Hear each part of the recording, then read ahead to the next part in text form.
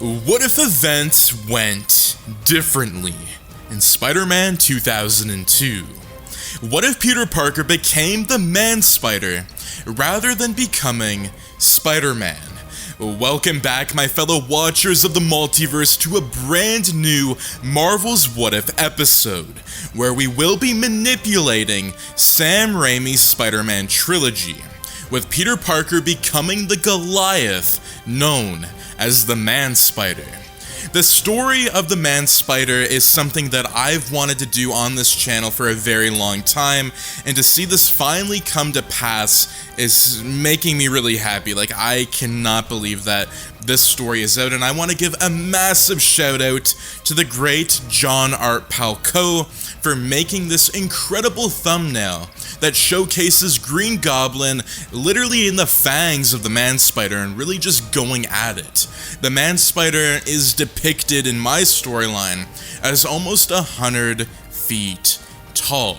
And you can kind of see that in the thumbnail. I mean, it doesn't really showcase in the thumbnail, but this Man-Spider creature would be just as big as Godzilla, maybe even bigger. But that being said, my fellow watchers, let's dive into this brand new What If episode. The story of the Man-Spider would only come to reality when there is a sudden twist of fate. For in this world, Peter Parker had been bitten by an entirely different spider, one that accelerated his mutation. However, it takes more than just mere mutation to create a beast so gruesome. The story of the Man-Spider began the night Norman Osborn was relapsing from his transformation into the Green Goblin. Location: Oscorp. It was what being burnt from the inside felt like. It was what each cell in the body seeping out of it felt like. It was gruesome and unending, the feeling of becoming a mutant. This was what Norman Osborn thought, but in reality, the saga only lasted for 2 minutes. He was strapped to the bed, hands and feet shackled, but that was not because he expected things to turn away, like they just did. When he made the decision to carry out this experiment on himself, all of that had just been the precaution of the merciless scientist like himself. He attempted to try to withstand the pain by taking hold of one of the nameless devices beeping in his ear. He did not have the liberty or allowance to stretch out his hands much. Thankfully, it stood beside him where he laid. When he gripped it and drew it closer to himself, he found that it had come apart in his hands. Frankly, the reason behind that did not venture into his mind. He later came to realize that it had just not fallen apart in his hands, but had also been ripped out of the wall where it was connected to. It had even taken a portion of the wall with it. He would realize that the other instruments looked like they had each been put through a car crusher. The most jarring realization for him would be that he was the one who did it all. Location: Parker's residence. Ever since Peter Parker got bit by the spider at Oscorp Industries, he knew he had felt different. Peter stared at his reflection and inspected his torso. He preferred a clean shave, but the hair sprang up on his chest, and it seemed to have chosen him. He had just shaved them off the first few times, but they made their way back, each time with unnerving resilience. He even went as far as waxing, and could recall the experience vividly. It was overrated. He hadn't flinched the whole time. The attendant's face was priceless when he observed Peter's threshold for pain. He needed answers, but Peter did as well. They seemed to be short in supply these days. If he had answers, he would understand why his biceps bulged overnight. Perhaps the entire experience was puberty's full package. Peter drew his mind back to the field of his hair, sprawled on his chest. They may have been planted on his chest, but Peter never had them close to his heart. Location: Peter's high school. As Peter retrieved his books from his locker, what he found in the little mirror on his door startled him. He raised his hands to touch his now bearded cheeks. The first thing he noted was that he liked how it looked, but that was besides the point. When did it happen? He hadn't noticed a single hair on his cheeks during the morning inspection of his chest hair. Suddenly, his locker was slammed shut, and immediately he was no longer staring at his reflection, but he was staring face to face with the bane of his existence. The guy did not miss a beat and started teasing Peter brutally. Peter tried to turn away, but the bully held Peter's collar and turned him back to face him. The force with which he did that caused a few of Peter's buttons to fall out. As if it was not enough, the bully cackled to himself and opened the shirt properly, revealing Peter's hairy chest. Peter looked down to find that the hair on his chest had doubled. Flash acted as if he had rehearsed the scene the entire time. He dropped some humiliating puns about Peter's hair, and everyone in the hallway lingered to get some entertainment. He mocked him so badly that Peter lost his temper, and the moment felt like it could have happened in slow motion. His eyes flew to Flash's own chest, and dealt one clean punch to it. It was sturdy, neat, and precise. Flash fell with one quick swoop with his legs in the air like a cartoon character. The legs eventually came down and hit the ground with a harder thud than his back did. There was pin-drop silence. The students were astonished to see what Peter was capable of, and frankly were worried he might turn his radar on them. After all, they all laughed and stopped to witness his humiliation. They had been the audience that fueled Flash's mockery. Peter's worry was a bit different. He had observed his victim, and he had not moved since his fall. Peter bent down and picked him up, and put him on his back, and raced to the school clinic. He was confirmed dead there. Location: Osborn residence. Peter did not know what to do. He felt strange. Perhaps it was because he had just killed a man. But was that supposed to make his clothes tighter? No one coached people like a day like this. There were steps to take if caught in a fire, but there was no stop, drop and roll for killing a man. He thought Harry would be able to help him. He didn't even know the situation back at school because he bolted once the nurse pronounced the dead body. He could not do anything but wait for Harry's return. Once Peter heard footsteps, he hurled to the door in tears. When he saw that it was not Harry, he tried to wipe his tears and compose himself so that Norman Osborn could not come in. But it was already too late. He had already seen Peter's tears. Osborn was filled with compassion for Peter. And in his state, his unkempt facial hair and his torn clothes and tears indicated that there was something seriously going on. He ushered Peter towards a chair and offered him a glass of water. He stood beside him and patted him on the back to comfort him. Peter was so moved by this gesture that he set the glass down and embraced Norman Osborn. And when Norman asked to know what was wrong, the words rolled off of Peter's lips naturally. He told Norman about the hair growth, and the thresholding pain, and the uninviting bodybuilding, and eventually, the inadvertent murder. Just then, Norman staggered slightly, and Peter rushed to his aid. He made him sit in the seat opposite to him, so that they were facing each other squarely. Osborn shook it off and asked Peter not to worry, neither about the headache, nor about the murder. He took some blood samples from Peter, so that he could run some tests to find out if there was any problems with his system. He assured Peter that everything would be in place the next day. Location: Peter's high school. Peter was mortified to find the bully in school the next day. He was fit as a fiddle. The only difference was that he gave Peter a wide berth now. Even more puzzling was the fact that the students walked around as though they knew nothing about it. Peter found it incredibly strange. That kind of news should have spread like wildfire. Peter was so perplexed that he rushed to the clinic to find out what had happened from the nurse on duty the previous day. He found a new nurse instead. When he inquired about the other nurse, he learned that she had been relieved of her job for a silly mistake that she made. She had pronounced dead a kid who was simply unconscious. that had thrown his family into needless panic, and would have cast the school in a bad light if the news had spread. This was shocking to Peter. Norman did promise that he would handle it, so Peter wondered if this was his doing. And if it was, how did he know?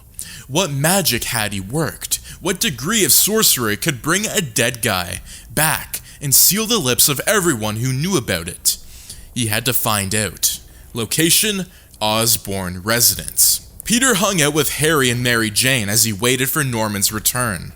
He had questions and still had a shortage of answers. He was growing impatiently, but he could not control himself, as he did not want his temper to slip in front of Mary Jane. They had been getting along quite nicely, and Peter knew it was wrong, but he felt as though he and Mary Jane had a special connection. Peter only realized he had been staring at her when Harry ordered him to snap out of it. Peter was embarrassed, but thankfully Mary Jane had not noticed. Harry, on the other hand, had noticed all the advances Peter seemed to make at Mary Jane, but did not have any concrete evidence to confront Peter with. If he confronted Peter unarmed, then Peter could easily deny it, and more importantly, if Mary Jane heard of it, she wouldn't be pleased at all. Harry was convinced he had to find some other way to preserve his relationship. Location: the Osborn residence. When Osborn finally arrived home, he beckoned on Peter to accompany him to his home lab. There, Peter was amazed to find an array of high-tech equipment, produced through cutting-edge technology. There were tubes of all sizes, some even man-sized. The sound of steady beeping from some of the equipment filled the silence. There was a dark part of the room that could not easily be seen from a distance. Peter stared in that direction, but stopped when he felt an arm on his shoulder. It was Norman, and he assured Peter that there would be more boring machines in that room. With his curiosity cured, Peter recalled the barrage of questions he had and directed it to Norman. Norman finally explained that he had snuck in and injected a serum into the boy's body, and since he had not been dead for up to 24 hours, the serum was able to give him a system, something like a kickstart. He explained that it worked, just like how one would power a dead battery car with another battery. Peter was intrigued to learn that it was possible. Norman further explained that handling the press and sealing mouths was a task a healthy bank account could accomplish. And with that out of the way, they got down to business that day. Norman explained that from his tests and research, the changes Peter noticed had come to stay. He assured him that they were not harmful and could even be used for good. Peter was scared, but a part of him was excited to learn that he was faster, stronger, and had an advantage over the regular average person. Norman brought out some medication for Peter and assured Peter that they would help him stabilize him while he did more research on his condition. He injected the medication into Peter's arm, and Peter blacked out for a moment. When he regained his consciousness, he was even more worried than before, but Norman assured him that his body's reaction was completely normal. Norman put one reassuring hand on Peter's shoulder and advised him to trust the process. He advised him to allow himself to be mentored and guided, as that was the way forward. Peter assured Norman that he would commit to learning and honing his skills. Location: the Osborn residence. The Green Goblin was pleased with himself. The little kid was trapped worse than a mouse in a mice catcher. Immediately, he saw his chance with Peter, and he took it. Peter had a lot of faith in the plan, but things don't always go as planned. The kid would have to learn the hard way that sometimes plans go completely south. And just like it happened with Norman Osborn, back when Osborn had learned the mess that he had made in Oscorp's lab, and as he observed the subsequent changes in his body, he had been as Peter was.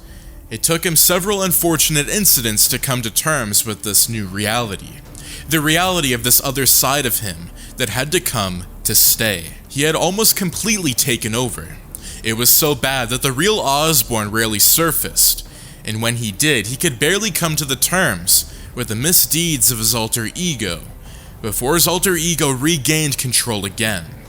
Just as it happened, while Osborn was trying to conceal Peter the other day. This was his new reality. Location: the Osborn residence. Few weeks had passed since Peter started working with Norman, and his life had changed in many ways. He had become what everyone would call a superhero, and he had saved several lives. It was no longer the unusual thing for him to be out at night swinging past the clubs, shopping, and dining with his colleagues. He was a superhero, but he had issues. On one occasion, he stayed out late not trying to save a life, but to find his own way home. On another occasion, he had to stop himself from executing the bad guys himself. It was a true test of willpower that night, as he waited for the cops to arrive and handle it themselves. Peter was not too worried though. He had explained all this to Norman, and they were working on modifying his medication to suit his new needs. Besides, he was so grateful to have the powers he did. Otherwise, he wouldn't have been at Harry's house as often as he did. And, if it was the case, he would have not have been able to meet Mary Jane as often as he did. He was currently waiting for Norman at his house, and he was enjoying the company of Harry and Mary Jane. Mostly, MJ. She bid them goodbye. At this point, Harry could no longer tolerate Peter for the disrespect, and Harry all but ordered Peter to stay away from Mary Jane. This conversation got heated, and Peter did not know why, but he lost his temper immediately and grabbed Harry by his collar. He could feel his stance was towering over Harry, and he did not know when he had grown that tall. Harry was unfazed by Peter's outburst and yelled out, in the most childish, uncontrolled manner, that Peter, being a subhuman monster, who was dangerously close to the grave, should not let a promising lady like Mary Jane be. He yelled that Peter should not drag her along to his certain doom. Peter was perplexed, but he could tell that there was more to it. He ordered Harry to keep talking, but Harry was already regretting his words. Peter's temper grew hotter, and he gripped both sides of the collar this time and lifted Harry till his feet were off the floor. He ordered him to speak with a menacingly low voice, and Harry knew that he had no choice. Harry confessed that Norman had not, for a single second, been honest with Peter. Norman had no intention of helping Peter. In fact, he was doing the quite opposite. The drugs he regularly got from Norman were not managing the situation at all, but it was actually speeding up the process for Peter. When Norman ran his tests on Peter's samples, he could tell that Peter was gradually becoming a mutant. He only saw profit and chose to use the circumstance to his advantage. As Harry narrated the truth to Peter, Peter set him down, and Harry broke down in tears. Harry apologized profusely for not telling all of this to Peter beforehand, and confessed that it was the only way he felt he could keep his relationship with Mary Jane safe. Harry admitted to being too blinded by jealousy to see clearly. When Peter asked how he found it, Harry admitted when Peter frequented the house, he did some digging, but Harry had more surprises in store. Peter stood and listened in silence, and Harry tried to compensate for his wrongful silence by opening up fully to Peter. He opened up further about Norman's full scheme, and told Peter that Norman had not merely revived the bully, but had done so using Peter's genes from the blood sample he had taken from Peter. Peter's genes were the kickstart he used to bring the boy back to life, and in doing so, he sentenced the bully to the same fate Peter was suffering. In fact, there were countless others Norman had sentenced to damnation in the same way. Peter was no longer listening. He took determined steps towards Norman's lab, and did not stop walking until he reached the inner room, and this time he opened the door. He found those man-sized tubes he had observed earlier and noticed that they were occupied. There were several tubes with people inside them, hibernating, tubes hooked to their bodies, and heads from all angles. Norman was indeed wreaking havoc on many other lives, and Peter could not stop himself anymore. He charged towards the tubes and wrecked them all, one by one, and watched the bodies come dangling out. He went back out into the main lab, and saw a terrified Harry. Harry knew something had gone wrong with Peter. He was covered in furry hair and was the size of a Goliath. Harry tried to run and take cover, but Peter quickly picked him up and hurled him across the room, then charged out. Peter had lost control of himself, and he did not know how and why he wrecked everything he came in contact with. From monuments to statues and even hospitals, he was not capable of reasoning with himself or stopping himself. He was hungry for chaos. Location: the Osborn residence. Norman Osborn returned to find his son, Harry, unconscious, his lab wrecked, and some other bodies on the floor. The bodies were the work of his alter ego, but the damage was not. As he ushered Harry into the ambulance he had called, Harry managed to explain the situation to him, as he slipped in and out of consciousness. Osborn was devastated. Knowing and unknowingly, he had created the mess, and he was going to have to fix it. Osborn did not have to search for long to find Peter. Peter stood a head taller than most of the buildings, but he no longer looked anything like Peter. There were several limbs shooting out of his body, and he had popped out more eyes than he could count. He was neither man nor monster. He was the man-spider. Before Norman Osborn called out to Peter, he felt a familiar staggering headache that announced the arrival of the Green Goblin. He tried to fight, to fend off the feeling, but it did not work. It never did. The Green Goblin had taken over. Osborn's last thought was about Peter's fate. Anyone observing would have been horrified to find a man-spider hybrid and the uglier, smaller version of Hulk, but in a set roaming around the city, they would have been even more horrified to find that they were heading towards each other. The man-spider continued to mindlessly tear down structures in his path. It did not matter if it was an office complex, a church, or a hospital. The lines of morality seemed to have been blurred beyond redemption. The only thing it could clearly see was the Green Goblin, the one who was responsible for his current state. The man-spider charged at him, using his limbs to propel itself forward.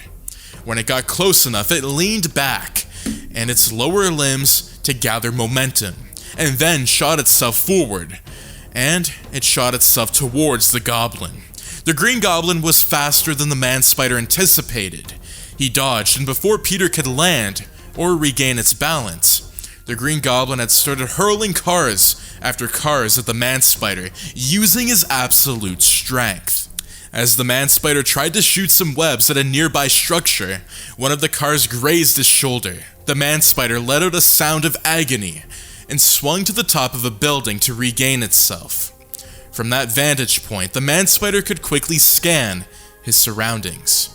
It noted several blind spots wherein it could shield itself to recover the next time it got hurt, and from the other side of its eyes, it saw the tool to make the Green Goblin feel his pain.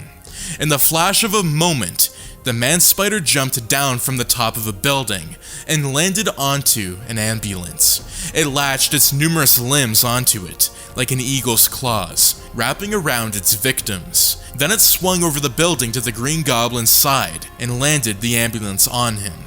All of this happened in a couple of seconds, and for the next couple of seconds, there was no movement from the ambulance. It had covered the Green Goblin, and the man-spider was starting to believe it had won. Suddenly, the Green Goblin bursted out from underneath it, wrecking the ambulance van in the process. The Green Goblin had a deep gash on his arm and was bleeding profusely. The man-spider watched as the occupants of the ambulance scurried out in horror. It also watched as the skin of the goblin's arms closed back up, like a magic trick. The man-spider was furious. It shot out thicker webs than it had before, and grabbed anything in its way. The victim was unfortunately a lady, who was trying to escape the ambulance. Using the webs to control her, it slammed her face on the body of the ambulance, and she collapsed. Still furious, it let her go, and charged towards the Green Goblin. It was going for a head-on collision, and it would have been one if Mary Jane had not caught Peter's eyes. The Green Goblin seemed to also have his eyes stuck on something else. And just like that, the spell was broken. The sudden realization of what he had done hit Peter with a rude awakening. It was Mary Jane who had been on the receiving end of his fury. He had been too blind by rage to notice, and it was already too late to do anything. The scene before him made it clear that Mary Jane was gone. As for the Green Goblin, the sight of Harry's still body inside the wrecked ambulance was enough to bring the father out of him.